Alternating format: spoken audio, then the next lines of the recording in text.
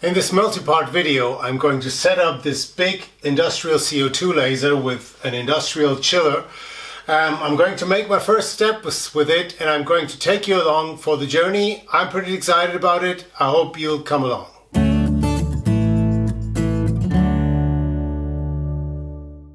Hi and welcome. I'm Andreas. If you've been following my channel for a while, you know that I really love my diode laser that I have over here. And so when Monport reached out to me and asked if I wanted to test one of their big industrial CO2 lasers, I couldn't resist. I love the diode laser, but for the stuff that I do, mostly cutting and engraving wood, a CO2 laser is much better suited. By the way, if you want to understand more about the different technologies, I'm going to link a great document in the description that explains all the technology stuff about different sorts of lasers. So I've got this CO2 laser here, 60 watts by Monport.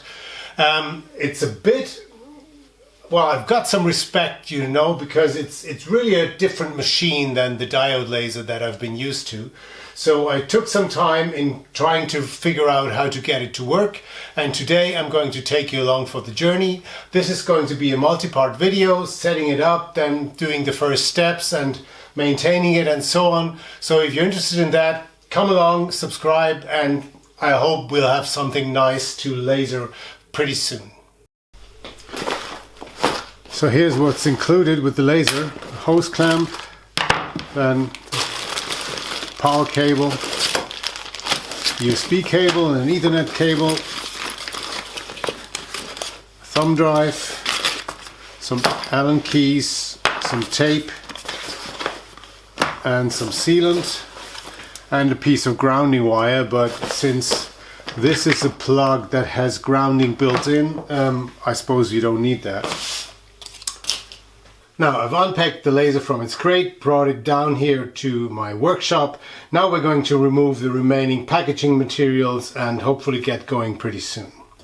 This seems to be very well packaged. These little bags here protect the mirrors that the laser beam uses to get to this point, and this seems to hold the arm in place that moves the laser around.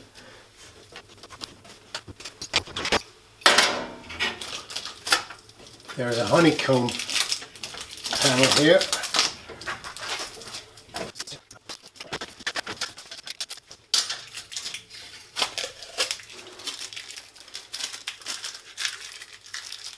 You can already see a couple of parts in here, and I explained some of them.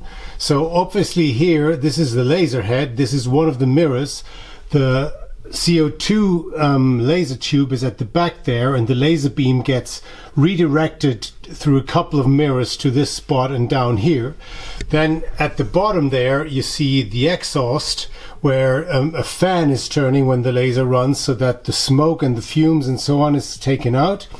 Then the tubes that you see down here, that's the cooling system, because a CO2 laser has to be externally cooled, and that's what the chiller here is for. So this is hooked up with water, and then the water system runs through here to cool the laser tube.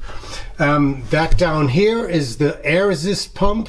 So this little tube here brings some pressured air to the laser head, so that the laser is actually working cleaner and doesn't burn so much of the material.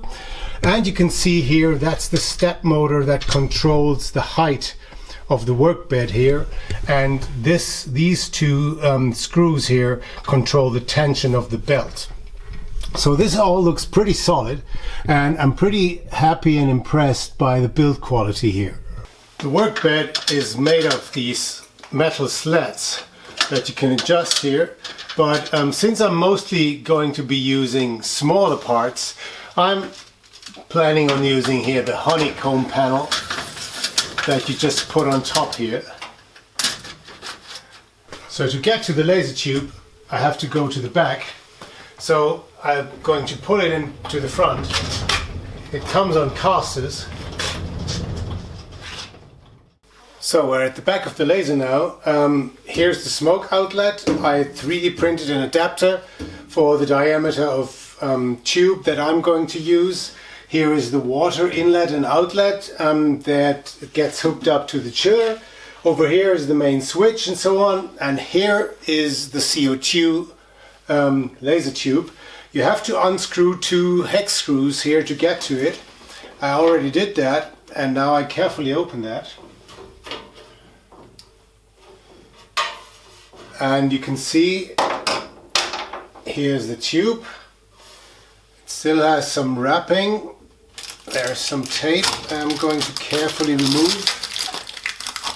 I have some respect for this thing because it looks very fragile. And I suppose it's the one thing that I don't want to damage.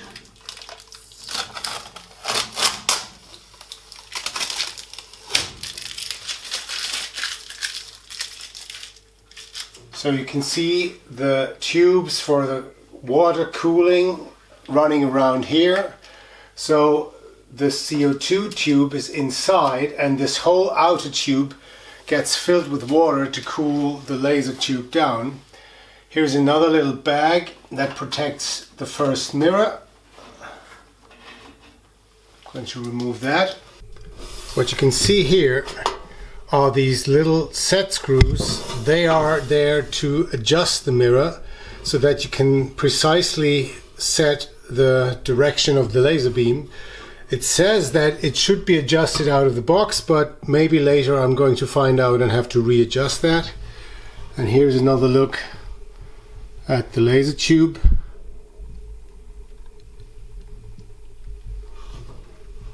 And we're going to close that and screw it shut. So next I'm going to fill the chiller with distilled water like it says.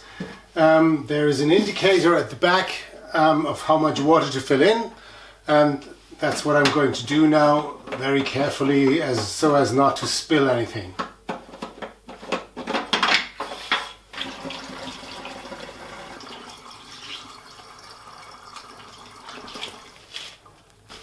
So I filled it up to the upper end because there's still some air in the system, and once I hook everything up and start it, the water level is going to drop a little bit. So I hope this is okay for now, and I'm now going to connect the tubes. Obviously there's an inlet and an outlet here, and they're both marked clearly. So the inlet here is connected to the outlet here, and vice versa.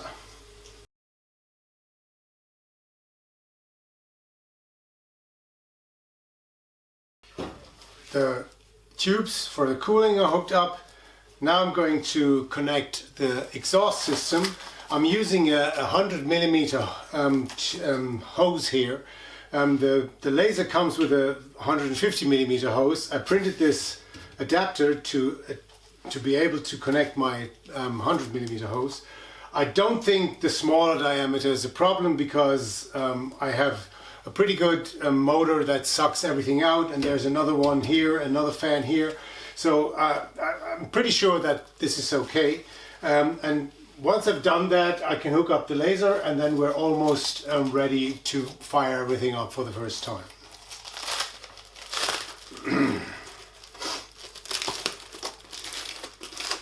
So I've double checked everything, and I'm now going to switch on the chiller for the first time. It's going to fill the tubes with water and extract the air, and then the water level should drop a little bit, and then I'll check if I have to refill before I actually fire up the laser.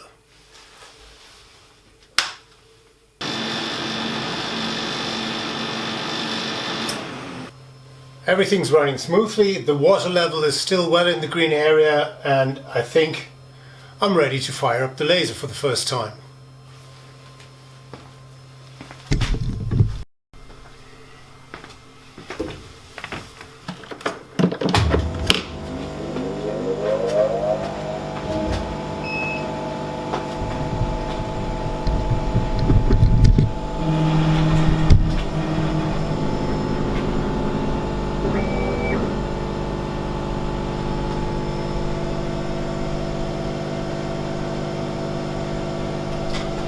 Okay, it's switched on. Red light went on here. I think I can hear the air assist and probably the exhaust tube. So let's see how we continue. So the manual says the first step is to test the security functions. One is that there is an emergency stop here. Another is that when I open the lid, the laser should stop immediately. So to test this, I'm going to place a piece of scrap onto the laser. Then there's a manual pulse button here with which you can initiate the laser, and once you open that or press the emergency stop, that should stop immediately. That's something you should test. That's what I'm going to do now. By the way, this red dot is not the laser. That's sort of an auxiliary light that helps you place things under the laser. The laser light coming out of this machine is invisible to the human eye, so this is not a problem. I'm going to shut now, and then here's the pulse button.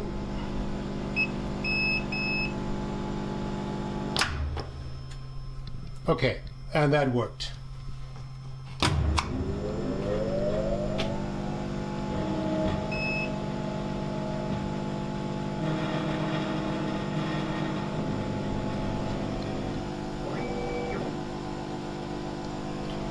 Another test, pulse,